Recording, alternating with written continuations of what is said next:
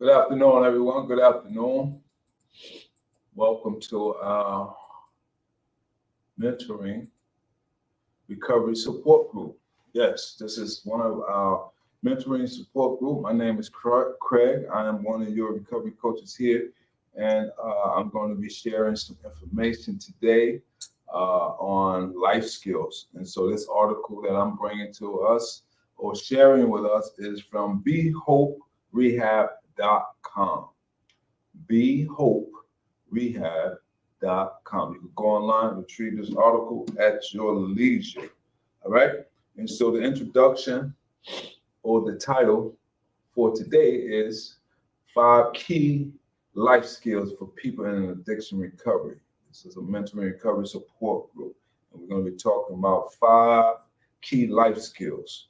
All right. And so it starts off by reading saying in most cases, there is no single reason a person develops an addiction to drugs or alcohol.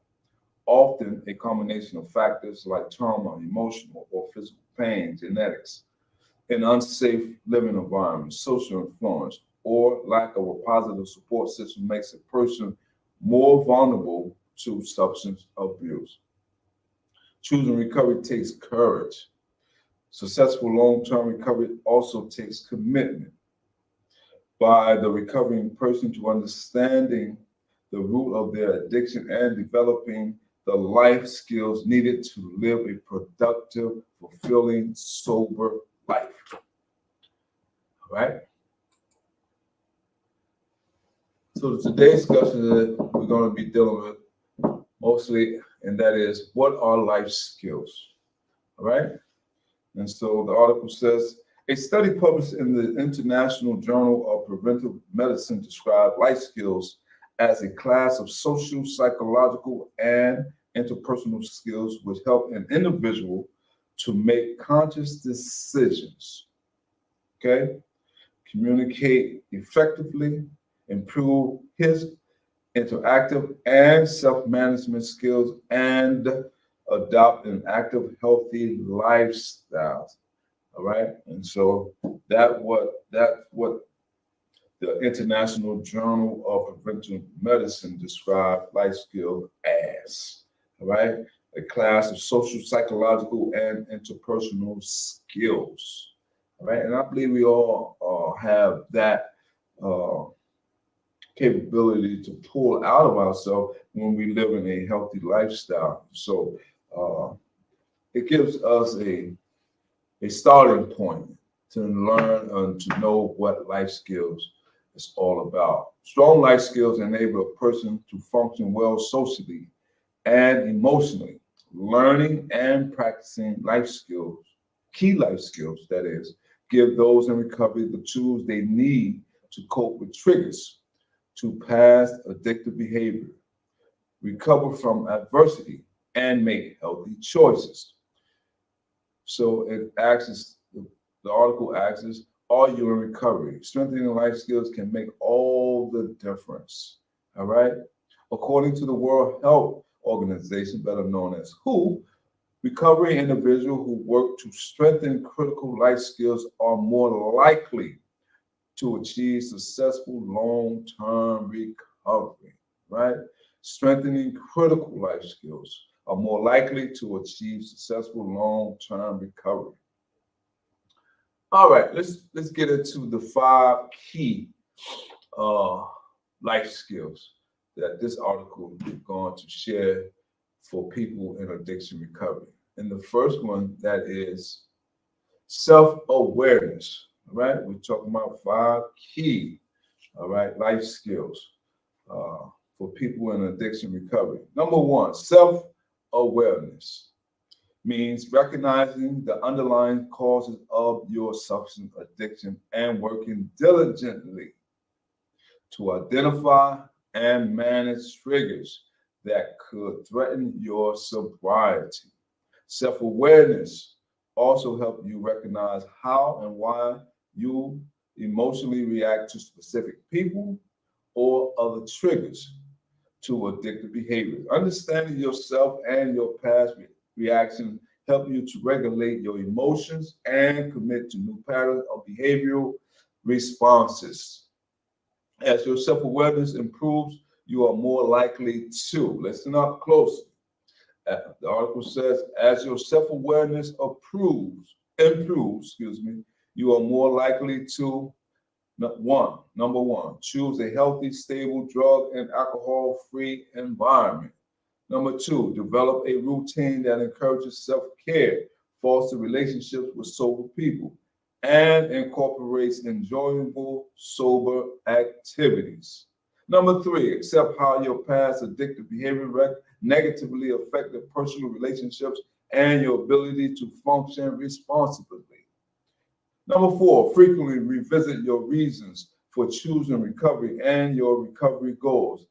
And lastly, number five, keep a journal about what's going on in your life and related emotions. And practice coping skills to overcome negative responses. All right. I like to do an exercise with myself, and that is I can do it with others by sharing my information. Is that doing a self inventory, doing an assessment of how I'm doing in my recovery. I am someone who is in recovery, and so it's vital that I stay conscious. I have self awareness of how I'm emotionally feeling, how I am intellectually or thinking, how I'm responding to given situation, how I perceive events, and so I'm constantly being aware of what I need to do, especially looking out for triggers that can cause me to stumble. Number two, we just talk about we're talking about what are our life skills. We just talked about number one, but we talked about five key life skills for people in addiction recovery. And number one is self-awareness. Number two, self-care. All right, we got someone watching. All right, good to see that you're watching. I hope you're enjoying. You can comment, let us know what you think about the information thus far. Number two, we're talking about self-care. And recovery means embracing a lifestyle that prioritizes your mental, physical, emotional, and spiritual health. Okay? Your desire for healing may include the commitment to set and work toward achievable goals. We're talking about self-care, right?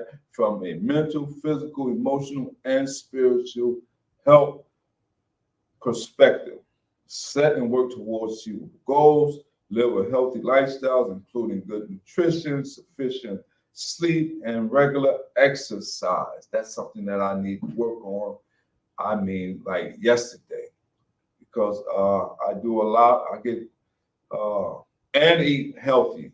I get a sufficient sleep, and I'm living a healthy lifestyle. But there are some components that I know I can improve upon or need to be improved upon, and so I that this self-care aspect applies to me as well. Practice mind-body techniques like relaxation exercises, all right, meditation or prayer, yoga, and mindfulness. If you are feeling stressed or down, you seek to understand what triggered the negative emotion and take steps to counteract those feelings. Remember, I told you about doing a self-evaluation, always constantly doing a self-check on how your day going, how you're thinking, how you're responding to a given situation or activity or circumstance. All right. Focus on positive thinking, inspirational stories, and fostering a connection to nature can lift your spiritual and mental, can lift you spiritually and mentally. Practice gratitude. Mm. Practice gratitude. Be thankful. All right. Be appreciative. All right. Always look on the bright side. Limit negative input from news outlets. Stay away from that. Movies, TV shows, and books, and avoid negative, toxic people. Right? These things that you can work upon your self-care to avoid at any given time. You have the power to dispel those negativity information, whether it's coming through the TV, through books, or through gossip. Just remove yourself, and that's all it can take. That's all it takes. If you find yourself watching something that's unpleasant or is causing your emotion to drain your energy, change the channel. Okay? Someone's having a negative conversation, change the channel, change the topic. All right? Embrace life. We just read, practice gratitude. So be appreciative of the good that you have, not focus on the bad. Build a support network of sober people who respect and appreciate your journey and who will help you, who will hold you accountable if needed, right? You don't want to be around a bunch of people who just going to tell you yes, yes, yes, yes. You don't need a bunch of yes, yes people. Yes, man. You need some people who are going to just be upfront with you and let you know how it is and what it should be and what perspective that you need to take to move forward. Especially we're talking about self-care. All right, so we just covered two, and the first one we talked about self-awareness. The second one we just went over self-care. Now we want to go a little deeper. Improve communication and interpersonal skills. All right, and so we're talking about 5 key life skills for people in addiction recovery. All right, it's very important because a lot of times when we come out of detoxification and residential treatment, there's a treatment plan or a assessment plan that most counselors prescribe for us to do in our role to continuum care or continuum sobriety. And so they may give us a plan that's set forth so that we can build upon once we are not in the confines of detox or residential treatment. So these are some of the tools I believe that will help us along the way on our life journey to live independently. So we need life skills, right? Everyone needs to practice healthy life skills. All right, so we're talking about improved communication and interpersonal skills may help you repair broken relationships and form new connections with others. You facilitate healthy communication by speaking up about your feelings and needs rather than holding them in and encouraging others to express their emotions. Tips for improving communication skills include set and maintain healthy boundaries with others. Accept responsibility for past behavior. So true. Rebuild trust by consistently doing what you say you will do. Keep your promise, keep your word. All right. When someone asks you or you tell someone that you're going to assist them with a project or you're going to be somewhere on time, or if you're making amends with your children or relatives, family, or friends, all right, keep your word. Break ties with negative people. And I know a lot of times, and this one holds so true in my life because a lot of times when we have to break, especially when people who are continually living a negative lifestyle, I don't care what it is. If you know for certain that they're living a negative lifestyle, you have to break ties with them. And some people may not understand it right now because they might don't understand that you are in recovery and that you're working on yourself and you're rebuilding the new healthy version of yourself. All right. And so break ties with negative people. Be open about people, places, things, or events that have triggered past addictive behavior. Be honest with yourself. Be honest with others. Let them know, say, unfortunately, I'm not able to attend certain events because I'm in recovery. Certain stimulus, certain things that may be present may cause me to relapse. And so therefore, I choose not to be a part of that event at this time. All right. Or so I read some articles where it talks about if you find yourself going to holidays or birthday parties, take a sponsor. Take a sponsor with you. Have an exit plan. Have someone that you can call and let them know how you're feeling. So these are some techniques or some strategies that you can use. All right. And so we're talking about improved communication and interpersonal skills. Be open about people, places, and things or events. All right. And be empathetic about how others are feeling. Right? Be empathetic about how others are feeling. Practice listening to others. And last, ask for help if you need it. Don't be afraid. Don't have this egotistic, I want to say egotistic, but don't have this mindset that you can do everything on your own. Don't be afraid, as the article says, to ask for help. If you need help, there's people who are willing to help you as long as you're willing to help yourself.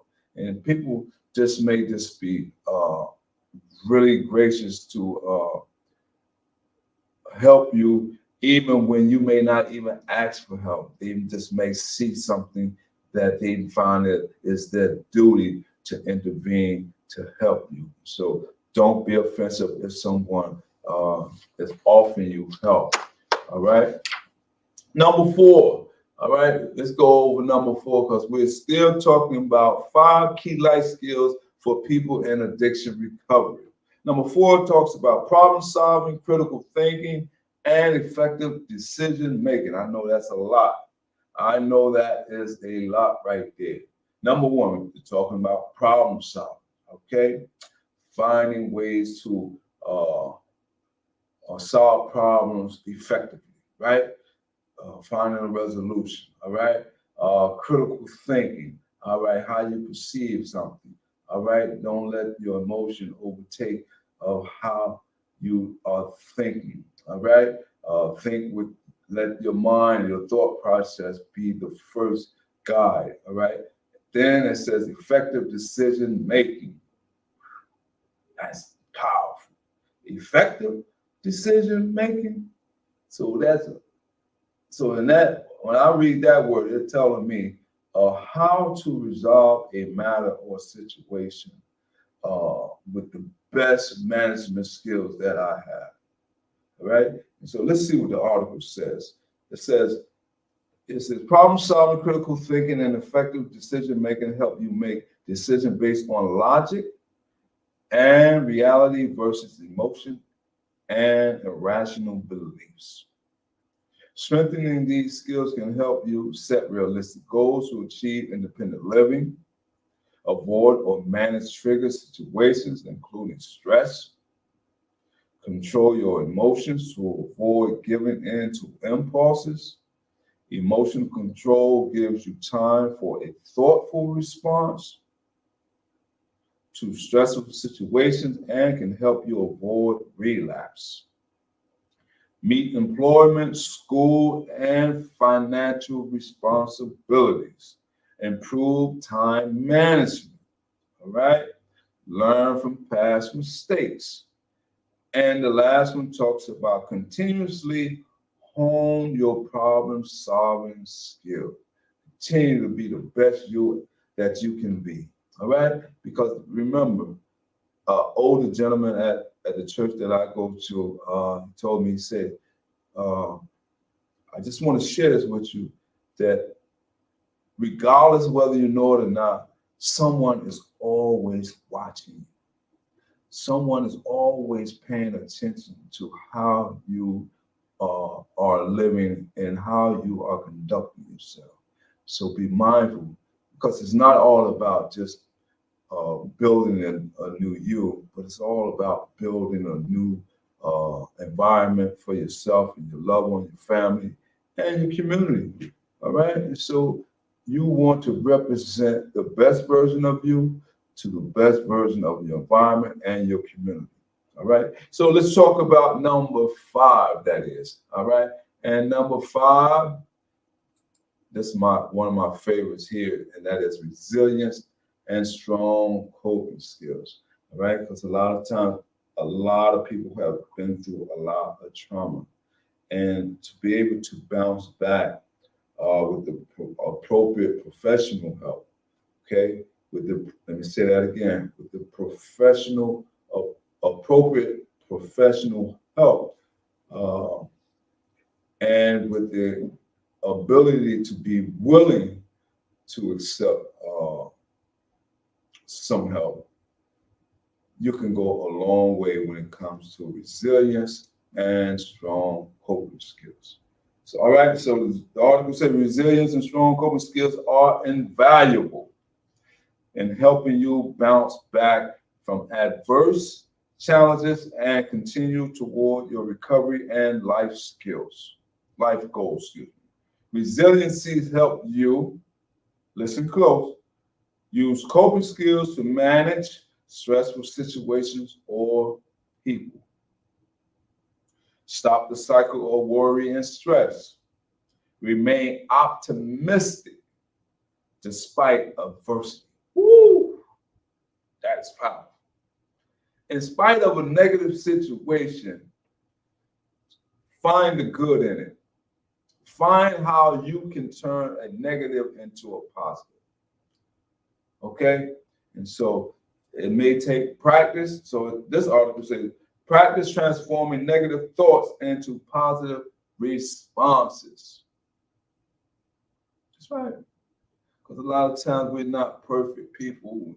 A lot of times we may prejudge a situation without giving it clarity, without giving it the necessary attention that it deserves. And so a lot of times when we're having a situation, not a bad day, but a bad moment. I heard Deion Sanders said this one time, and I thought it was really, really profound. He said, people can't make me have a bad day. He said, I may have a bad moment, but I would not have a bad day. When you think about it, it just might be a given moment situation where things might not go on, or you may not perceive a situation in the right light at that given time. But don't dwell on it, right? It talks about don't worry and stress. Stop the cycle of worry and stress. Find resolutions, all right? Problem solving skills. Remember, we talked about that in the last bullet. Problem solving, critical thinking, and effective decision making.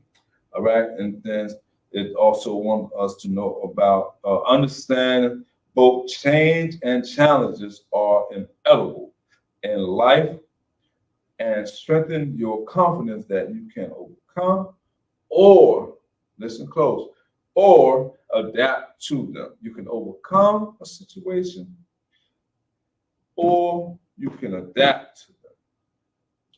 Lastly, recognize that your support network can help reinforce your coping abilities, right? And so a lot of times when we have these accountability partners, mentors, leaders, those who we embrace and we go to for valuable information, those who are going to tell us the right thing as opposed to the wrong thing.